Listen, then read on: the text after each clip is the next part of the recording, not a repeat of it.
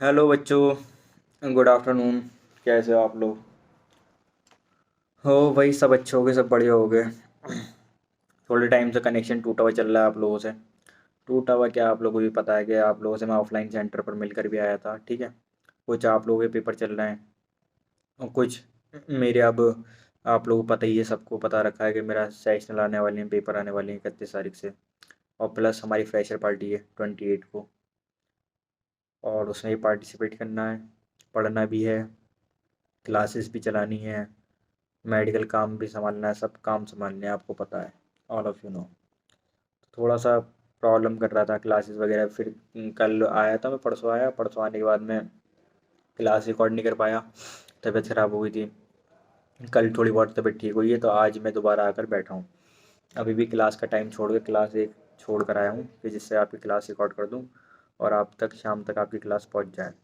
तो ये 1-2 दिन बेटा वो रहेगा, थोड़ा सा टाइमिंग अप डाउन आएगी क्लासेस की, क्या पता रात में क्लास आपको भेजूँ मैं, तो आप सुबह में देख लेना, सुबह ही क्लास शाम में देख लेना, ठीक है। थोड़ा एडजस्ट कर लेना, इस टाइम पे आप मेनली फोकस करो फिजिक्स केमिस्ट्री पर।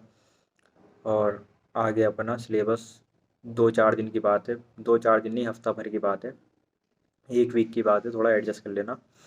अब जैसे दिवाली की छुट्टी होंगी तो मैं आपका उसमें सारा बैकअप आपको करा दूंगा। मेरा सिलेबस टाइम पे चल रहा है, सारा टाइम पे हो रहा है, ठीक है। बस 1-2 छुट्टी तो हो रही है मेरी, वो उसका मुझे पता है, मैं नोट कर रहा हूँ अपनी छुट्टियाँ। डोंट वरी कि आपको उसका रिफ़ंड मिल जाएगा, ठीक है। प्रॉब्लम ये नहीं है कि क्लास आए नहीं आए, पढ़ना आपको छोड़ना नहीं है, बस आप पढ़ते रहो, आप अपना काम पूरा रखो। मेरी जैसी क्लासेस फ्री होंगी, मैं जैसी फ्री होऊंगा, मैं आपको वापस बैक टू वर्क आ जाऊँगा, ठीक है। अपने 5 दिन में मेरे पेपर कंप्लीट हो जाएंगे, तो उसके लिए मैंने आपके लिए एक सेपरेट प्लेलिस्ट बना रखी है जो आप वॉच करोगे उन 5 दिनों में। 1 वीक लगेगा लगभग, 2-3 दिन की छुट्टी है, वही 1 वीक हो, तो आपको उधर वो कवर्ड हो जाएगा। बाकी जब छुट्टियों में आऊँगा ऑफलाइन सेंटर पर, तो आपको वहाँ और रीपे कर दूँगा। तो लास्ट हम पढ़ रहे थे क्लास 11 का चैप्टर डाई ह्यूमन फिजियो का, वो पढ़ा था हमने, ब्रीथिंग एक्सचेंज ऑफ गैसेस, ठीक है। उसकी 5 क्लास हुई थी, शायद एक क्लास रह रही है। वो क्लास मैं आपको रिकॉर्ड करके भेज दूंगा, डोंट वरी, ठीक है। कुछ बच्चों की डिमांड थी सर 12th क्लास की बायोटेक करा दो, हमारे हाफ ईयरली पेपर में बायोटेक से बहुत सारा पोर्शन आया है, ठीक है। आई एग्री, ठीक है, बायोटेक से पोर्शन आता है, अच्छे खासे पोर्शन आता है, अच्छा इम्पोर्टेंट टॉपिक है, अच्छा वेटेज है। तो आप एक सेकंड और रुको।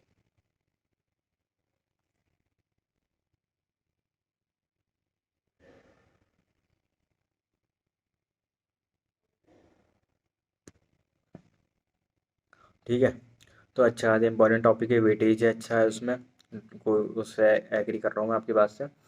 और इसलिए आज मैं स्टार्ट भी आपकी क्लास 12th की बायोटेक यूनिट स्टार्ट कर रहा हूँ, ठीक है।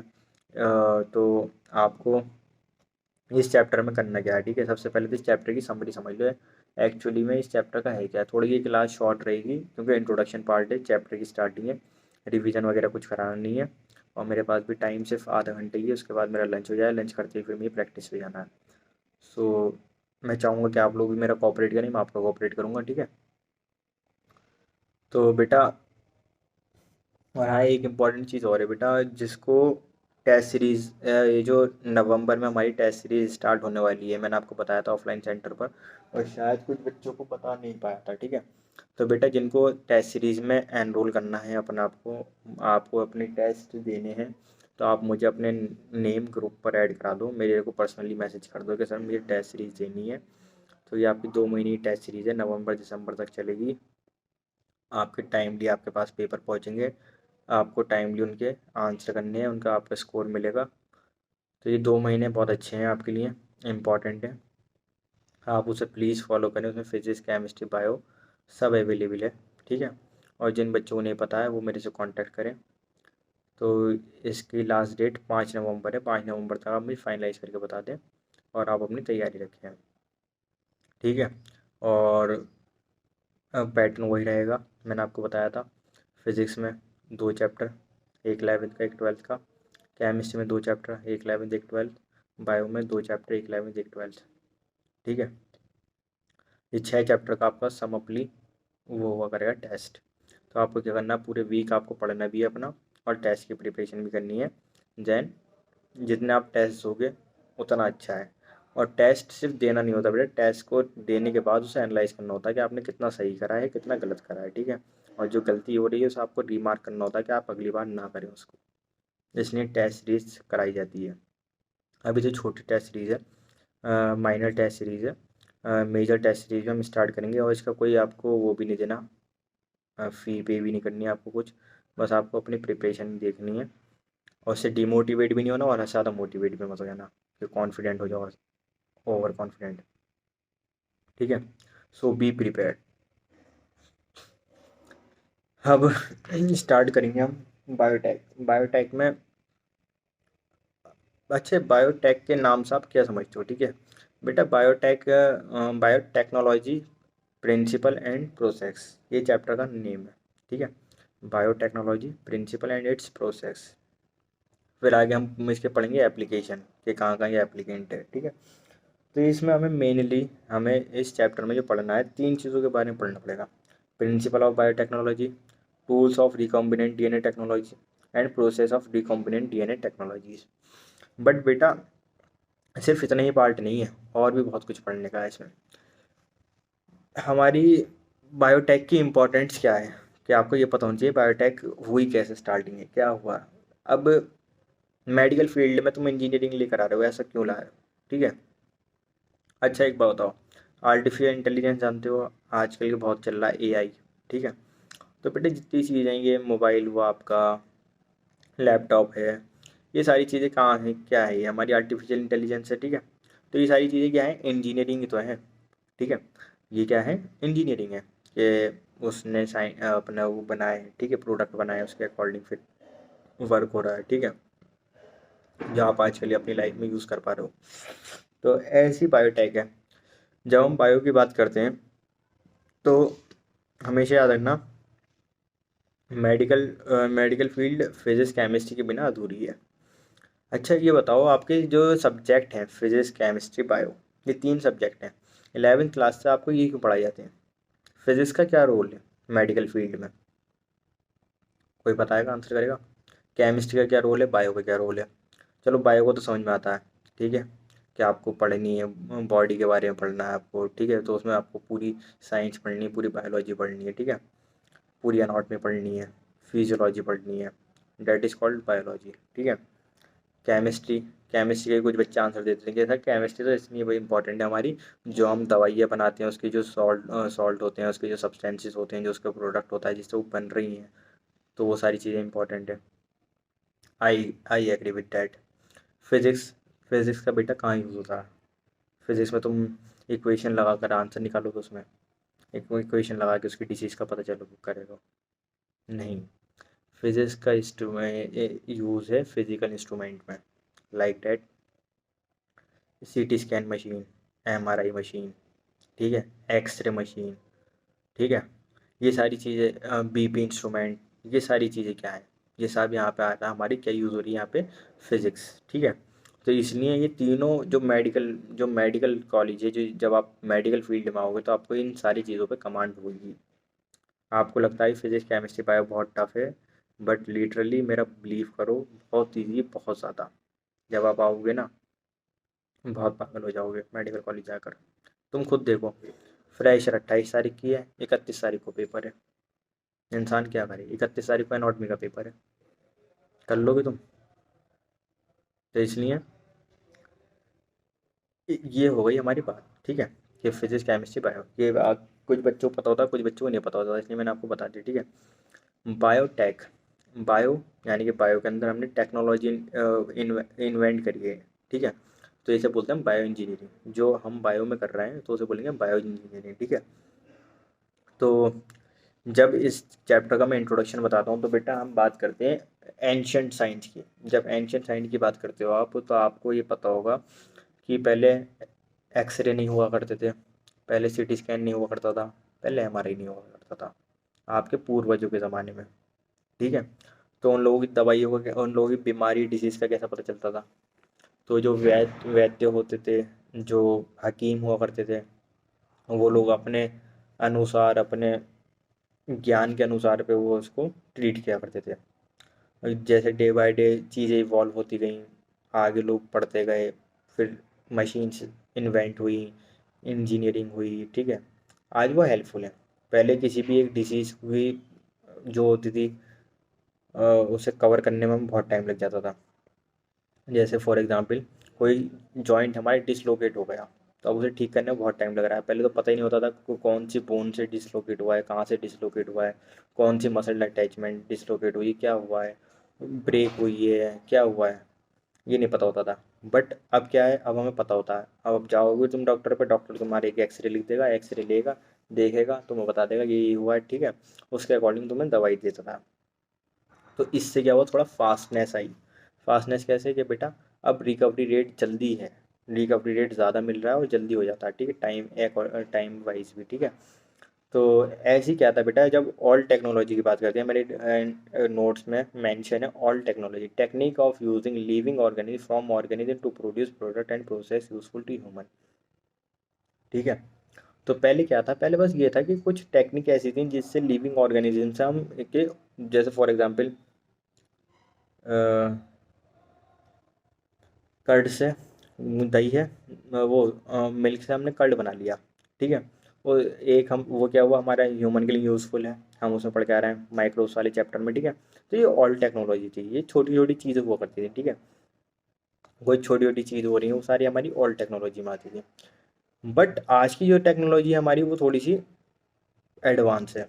कैसे, पहले तो देखो पहले कौन से सिम आते थे हमारे, 2G 3G 4G है, ऐसे उस टाइम पे टेक्नोलॉजी भी डेवलप होते होते टाइम लगता है। अब हमारा 5G आने वाला है, 5G के बाद 6G आएगा, तो थोड़ा टेक्नोलॉजी में टाइम लगता है, एडवांस जाते जाते थोड़ा टाइम लगेगा, ठीक है। जैसे जैसे टाइम बढ़ता है वैसे वैसे चीज़ें इन्वेंट, अभी जो है iPhone 14 हमें बहुत वो लगता है, इसके बाद 15 आ जाएगा, 16 आ जाएगा, 17 आ जाएगा, ठीक है। तो ऐसी टेक्नोलॉजी भी डे बाई डे होती है, ठीक है। आज की टेक्नोलॉजी क्या है हमारी, in vitro fertilization leading to a test tube baby, synthesis a gene using a developing a DNA vaccine or correcting a defective gene are all part of biotechnology। क्या कह रहे हैं बेटा, आज की टेक्नोलॉजी इतनी फास्ट हो गई, आज की टेक्नोलॉजी इतनी हेल्पफुल है कि जो अनफर्टाइल कपल थे, या जिन पर उनकी औलाद नहीं थी, या जो निसंतान थे, अब उन्हें क्या है, इन विट्रो फर्टिलाइजेशन, आजकल मैंने आपको पढ़ाया भी था रिप्रोडक्टिव हेल्थ में कि बेटा IVF के बारे में मैंने आपको बताया था, ठीक है। वहाँ पे क्या होता है, टेस्ट ट्यूब बेबी की टेस्ट ट्यूब में बेबी को फॉर्म कर रहे हैं, ठीक है, कि आपका स्पर्म ले लेंगे, ओवम ले लिया, ठीक है, ओवल ले लिया, उससे फिर वो आगे फर्टिलाइजेशन करा के आपको एक टेस्ट ट्यूब बेबी प्रिपेयर करके दे रहा है, ठीक है। और सिंथेसिस अ जीन, क्या अगर आपको कोई फॉर एग्जांपल कि आपकी बॉडी में किसी जीन में डिफेक्टेड है, कोई जीन आपका डिफेक्टिव है, ठीक है, फॉर एग्जांपल मेरी स्किन टोन का जो है वो जीन डिफेक्टिव है, ठीक है, अगर आपको पता चल गया तो आप उसको क्या कर सकते हो, DNA वैक्सीन बनाकर उसकी उस जीन को आप करेक्ट कर सकते हो, बाहर से आप उसको इंजेक्ट कर सकते हो, ठीक है, बॉडी में, देन उसे आप करेक्ट कर दोगे, ठीक है, जो डिफेक्टिव जीन है आप उसको ठीक कर सकते हो। ऑल पार्ट ऑफ बायोटेक्नोलॉजी, ये सारे पार्ट हमारे क्या है बेटा, बायोटेक्नोलॉजी, ठीक है। यही हमारी NCERT जो है इंट्रोडक्शन पार्ट में ये लिखा हुआ भी है। जब हम आगे चलेंगे तो ये तो हमने पहले ऑल टेक्नोलॉजी की बात करी, फिर आज की टेक्नोलॉजी। पुरानी टेक्नोलॉजी क्या थी कि छोटी मोटी चीज़ें हुआ करती थी, बहुत माइन्यूट सी, जिसको आपको पता नहीं होगा अच्छा ये टेक्नोलॉजी है, ये आपको पता भी नहीं होगा ये अच्छा इंजीनियरिंग है, कुछ नहीं पता, वो ये आजकल की नॉर्मल चीज़ है, दही से दूध से दही बना लेना, ठीक है। पहले के लिए बहुत बड़ी चीज़ थी ये। अब क्या है, अब ये बहुत बड़ी चीज़ है कि आप IVF कर रहे हो, IVF इन विट्रो फर्टिलाइजेशन, यानी कि लैब के अंदर आप एक टेस्ट ट्यूब बेबी फॉर्म कर रहे हो, ठीक है। आप स्पर्म एक डोनर का ले रहे हो, रेसिपिएंट का ओवम ले रहे हो, ठीक है, आप उन्हें फर्टिलाइज करा रहे हो, देन बेबी फॉर्म करा रहे हो, ठीक है। फिर अगर कोई जीन डिफेक्टेड है आपकी बॉडी का तो आप उसको जीन को क्योर कर पा रहे हो। It's a very big deal, कि इतना इजी नहीं है। अगर आप मेडिकल फील्ड में कभी आके पढ़ोगे ना तो बेटा हमारे जीन्स इतने हैं कि उनको एक बार में हम रीड नहीं कर सकते, ठीक है। तो उसके लिए हमें ज़रूरत पड़ती है मशीन्स की। तो अभी हम आगे जब पढ़ाऊँगा तो मैं आपको बताऊँगा कि भी ह्यूमन जीनोम प्रोजेक्ट के, हमारे जो जीनोम प्रोजेक्ट है, जो हमारे जीनोम्स हैं, जो उनकी कोडिंग हुई है, उनका सीक्वेंस हुआ है, वो कैसे हुआ है, वो भी सारी क्या है, बायो इंजीनियरिंग है, ठीक है। ये भी फील्ड्स हैं हमारी साइंस में। बायोटेक एग्रीकल्चर भी आता है हमारा, बायोटेक ये भी आता है medical fields and research science, ठीक है। तो इसमें बहुत सारी चीज़ें हैं, तो ये लिमिटेड जगह नहीं है। अगर आप साइंस फील्ड में आ गए तो आपके पास लिमिटेड ऑप्शन नहीं है, आपके पास बहुत ऑप्शंस हैं, बस आपको चूज़ करना आना चाहिए, ठीक है। पहला प्रेफरेंस आप ये रखो कि आपके नाम के आगे डॉक्टर लगे, तो it will be proud for you, कि आपको एक प्राउड फीलिंग आएगी। बट कोशिश करो कि अच्छे से अच्छे पढ़ पाओ, अच्छे नंबर लेकर आओ, नाम रोशन करो, हमारा भी अपना भी। आप भी ऐसी टेक्नोलॉजी इन्वेंट करो, हेल्पफुल बनो हमारे लिए, ठीक है। तो बेटा, इन विट्रो फर्टिलाइजेशन में आपको समझ में आ गया कि एक टेस्ट ट्यूब बेबी फॉर्म कर रहे हैं यार। आजकल आप देख भी रहोगे आईवीएफ सेंटर खुल गए हैं आपके शहर में, आपकी सिटी में। क्यों हो रहा है ये? जैसे जैसे टेक्नोलॉजी बढ़ रही है उसके उसके डिस्कम्फर्ट भी हैं, डिसएडवांटेज भी हैं और एडवांटेजेस भी हैं, ठीक है। अब ये देखो कितना अच्छी चीज़ है कि अगर आपकी बॉडी का कोई डिफेक्टेड जीन है, आप उसको एक आप उसे ठीक कर सकते हो, अच्छी बात है। According to the European Federation of biotechnology, ठीक है। यूरोपियन फेडरेशन, जो यूरोपियन वाले थे उन्होंने एक उनकी एक वो थी,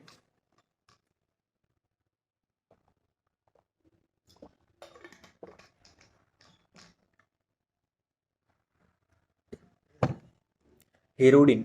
हेरोडिन एक वो है, इन्होंने लिया उसको,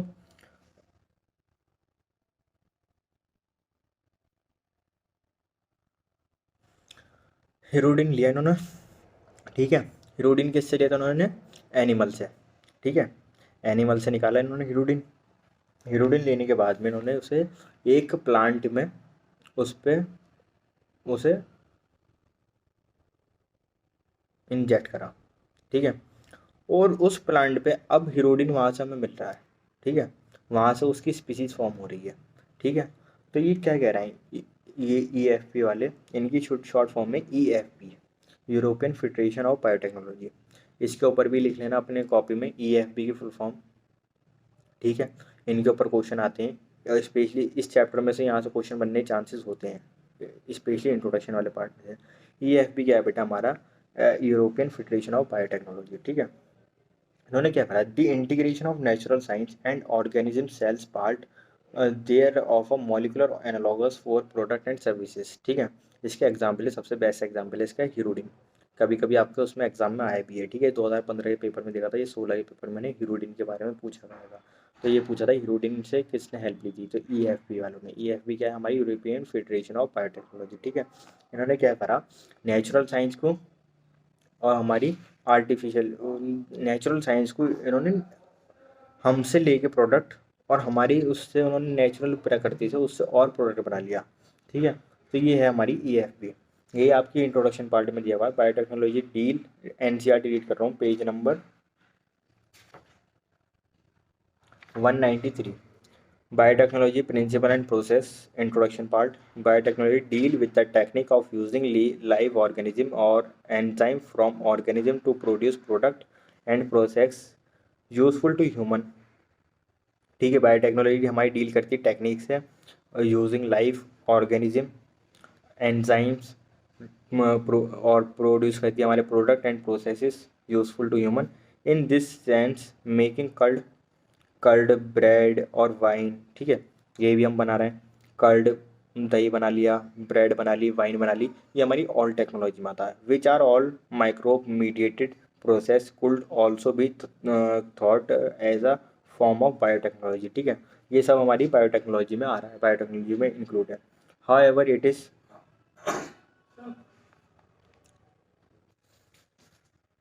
ठीक है बेटा, process which use genetically modified organism to achieve the same on a large scale. Further, many other processes technique are also included under the biotechnology. For example, in vitro fertilization, leading to a test tube baby, synthesizing a gene and using it, developing a DNA vaccine and correcting a defective gene are all part of biotechnology, ठीक है। ये मैंने आपको बताया कि वो old technology थी, अब हमारी न्यू टेक्नोलॉजी आ गई। आज की जनरेशन की टेक्नोलॉजी क्या कहती है बेटा? जो पुरानी टेक्नोलॉजी थी उसमें हम कर्ड, दही से, वो दूध से दही बना लिया, ठीक है, वाइन ब्रेड वगैरह, ठीक है। अब न्यू टेक्नोलॉजी क्या आ रही है इसमें, आप IVF test tube baby form कर पा रहे हो, आप जीन जो डिफेक्टेड हो उसे ठीक कर पा रहे हो, DNA वैक्सीन बना लिया आपने, ठीक है।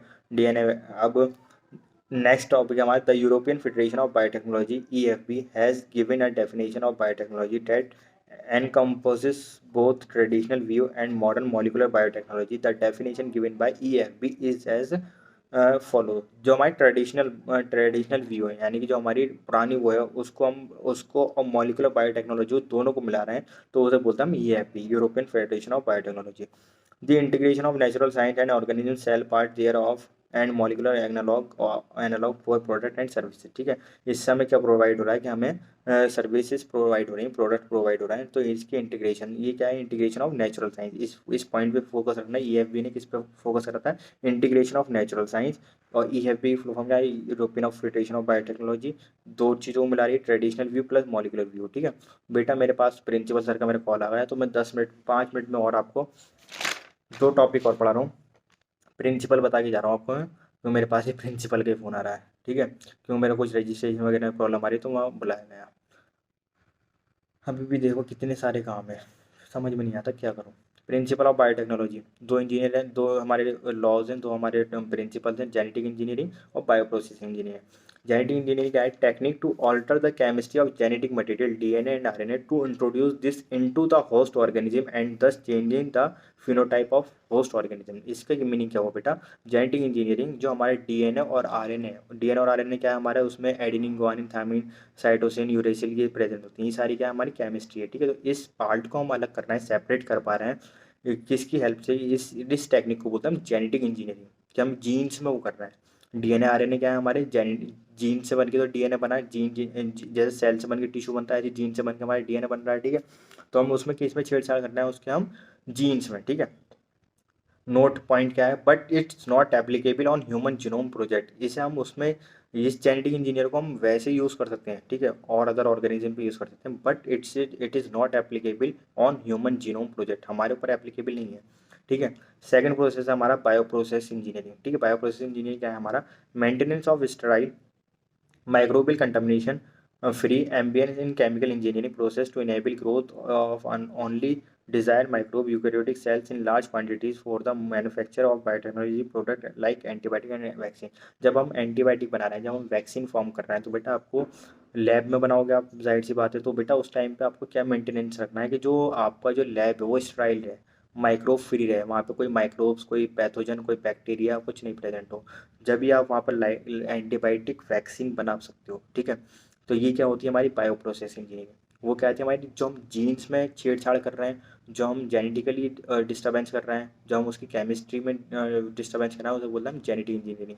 उसमें हाईलाइट पॉइंट क्या है बेटे? DNA और RNA में। ठीक है, हम सारे ऑर्गेनिज्म पर कर सकते हैं, but it is not applicable on human genome project, यानी कि हम पे एप्लीकेबल नहीं है इतना ईजिली, क्योंकि हमारे जीनोम्स फिक्स हैं, हमारी कोडिंग हुई हुई है। बायो प्रोसेस इंजीनियरिंग, इसमें क्या है बेटा? जब आप कोई एंटीबायोटिक बना रहे हो, आप कोई दवाई बना रहे हो, आप कुछ वैक्सीन बना रहे हो, तो उस टाइम पर आपको क्या है कि आपको बेटा उस जिस जगह पर आप वर्क कर रहे होते हो, अगर आप मेडिकल फील्ड वाले हो, बायो वाले हो, तो आपने पढ़ा होगा बेटा, साइंस कहती क्या है हमारी, मेनली फोकस इसी चीज़ पर करती है बेटा, कि आपको जिस जगह भी आप वर्क कर रहे हो तो वो स्टराइल होनी चाहिए, साफ़ सुथरी जगह होनी चाहिए। आप कल को डॉक्टर बन के बैठोगे तो ये ऐसी गंदी जगह पर तो बैठ नहीं जाओगे, तो आपको अपने आजू बाजू जितनी भी चीज़ें वो साफ़ रखनी पड़ती हैं। ठीक है, तो आप वहाँ पे कुछ भी दवाई बनाओगे, कोई भी एंटीबायोटिक, कोई भी वैक्सीन या एनीथिंग।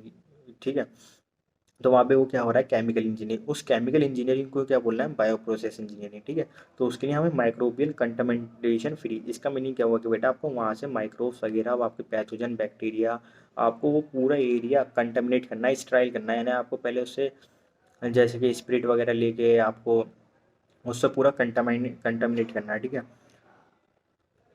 ये सारा आपको दो, अब आप पेज नंबर 193 और पेज नंबर 194 पढ़ सकते हो। ठीक है, ये आपका इंट्रोडक्शन पार्ट हो गया। ये क्लास छोटी हो गई, आधे घंटे की हो पाई है, बट आपका जो मेन पार्ट है, क्योंकि थोड़ा थोड़ा ही पढ़ पढ़ पाओगे इसे चैप्टर, क्योंकि थोड़ा ये बोरिंग भी है। आप, मैंने चीज़ें समझाने की कोशिश करी है, आप कोशिश करो कि आप इसे अच्छे से ग्रैस्प कर पाओ। कोई डाउट, कोई प्रॉब्लम आए, कुछ चीज़ NCERT में समझ नहीं आए, मेरे को पूछ लेना। ठीक है, क्लास ना होने से बेहतर है थोड़ा थोड़ा आपको कंटेंट मिलता रहे।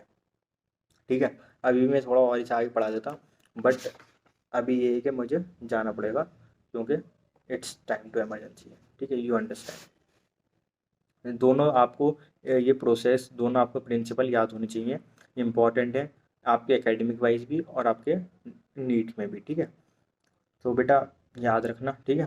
मिलते हैं नेक्स्ट क्लास में, कल मिलते हैं।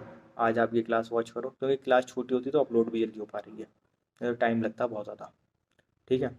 Okay, stay safe, stay happy, take care. Next class में मिलते हैं। इंट्रोडक्शन पार्ट पढ़ लेना, और एक ही पेज पढ़ना है, 193 194 एक ही पेज है वो, अच्छे से पढ़ लेना। कोई डाउट कोई प्रॉब्लम है पूछ लेना, ठीक है। Okay bye, take care.